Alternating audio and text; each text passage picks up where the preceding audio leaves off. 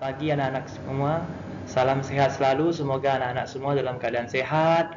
Semoga selalu dalam lindungan Allah Subhanahu wa taala, terhindar dari segala mara bahaya, malapetaka, penyakit dan segala macamnya. Amin amin ya rabbal alamin. Baik, bertemu lagi dengan Pak Lukman dalam pertemuan ketiga, masih dalam pelajaran IPA, yaitu sistem gerak pada manusia, mengenai gangguan dan upaya menjaga sistem gerak pada manusia, ya. Jadi topik ketiga, pertemuan ketiga ini kita akan bahas mengenai gangguan dan upaya menjaga sistem gerak pada manusia.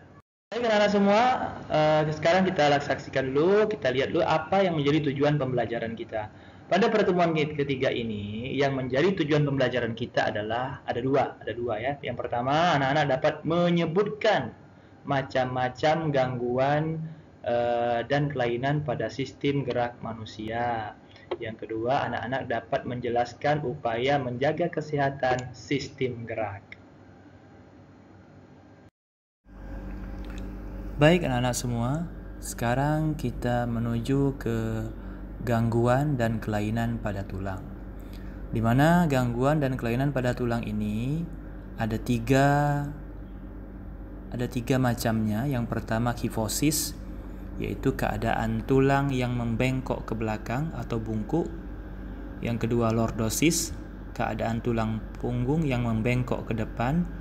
Yang ketiga itu skoliosis, yaitu keadaan tulang punggung yang membengkok ke kanan atau ke kiri.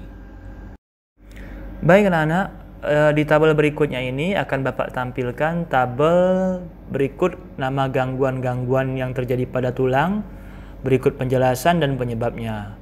Di sini anak-anak bisa membacanya sendiri, ya. Di situ ada fisura, ada fraktura, osteoporosis, rakitis, nekrosis, kanker tulang hingga ke layuh semu. Nah, contohnya nih ya, fisura itu adalah keadaan tulang yang retak tetapi tidak melukai otot, di mana penyebabnya adalah benturan dengan benda-benda keras.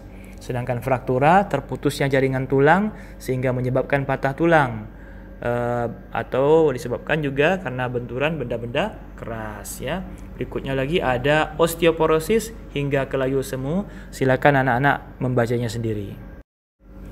Nah, berikutnya ada gambar-gambar, ya. Di sini ada gambar fraktura itu bagaimana, rakitis, ya, anak-anak bisa melihatnya, sampai ke gambar osteoporosis atau bahasa Indonesianya sering dibilang istilahnya pengapuran, ya, pengapuran, penyakit yang menyerang orang-orang yang sudah lanjut usia.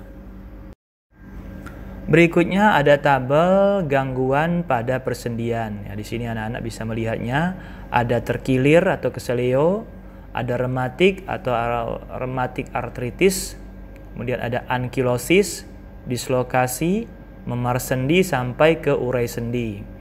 Ya, itu ya, tertariknya ligamen, ya, terkilir. Terkilir itu adalah tertariknya ligamen pada persendian karena gerakan yang dilakukan tiba-tiba atau gerakan yang tidak biasa dilakukan. Sedangkan rematik artritis yaitu peradangan pada persendian yang menimbulkan rasa sakit. Kemudian ada ankilosis, yaitu gangguan pada persendian yang mengakibatkan sendi tak dapat digerakkan. Kemudian ada dislokasi, yaitu gangguan yang terjadi akibat pergeseran tulang penyusun sendi. Memar sendi adalah gangguan yang terjadi akibat selaput sendi mengalami robek. Urai sendi yaitu gangguan memar sendi yang diikuti lepasnya ujung tulang dari persendian.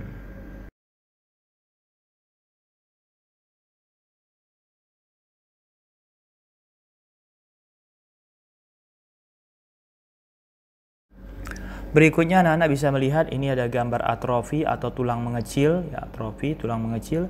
Kemudian ada penyakit tetanus, ini ada gambarnya, ya. Penyakit tetanus ini akibat luka infeksi, ya, infeksi mungkin tertusuk paku yang berkarat. Nah, itu pada akhirnya bisa mengakibatkan sampai kepada sakit yang luar biasa, infeksi sampai demam, ya. Itu bisa anak-anak lihat bisa sampai seperti itu, mengejang badan-badannya.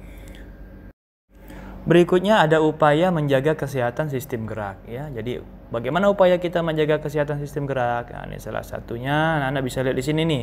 Ada berjemur di bawah sinar matahari pada pagi hari, kemudian meningkatkan konsumsi makanan yang banyak mengandung kalsium, memperbanyak konsumsi makanan yang mengandung vitamin D, menghindari kebiasaan duduk yang salah, melakukan olahraga secara teratur, Kemudian memperhatikan aktivitas fisik yang cukup setiap harinya. Jadi harus disesuaikan ya, atau seimbang. Jadi tidak pula harus diforsir, namun juga tidak juga harus duduk diam saja, namun tetap secara teratur ya, disesuaikan dengan kondisi badan dan kondisi kesehatannya. Baik, untuk tugas, silakan anak-anak nanti mengerjakan tugas pada Google Classroom yang telah Bapak siapkan di masing-masing kelas. Ya, jadi dikerjakan. Kemudian kerjakanlah tugas tersebut dengan penuh semangat ya. Jadi harus semangat anak-anak, walaupun kita belajarnya secara online, secara daring, kalian di rumah, Bapak di sekolah, tetap anak-anak harus dengan semangat mengerjakannya. Kemudian kalau ada yang belum paham, bisa bertanya langsung kepada Bapak ke alamat Gmail yang sudah ada, atau di grup kelas pada WA atau yang sudah kita buat kemarin bersama-sama. Terima kasih dan selamat belajar. Assalamualaikum warahmatullahi wabarakatuh.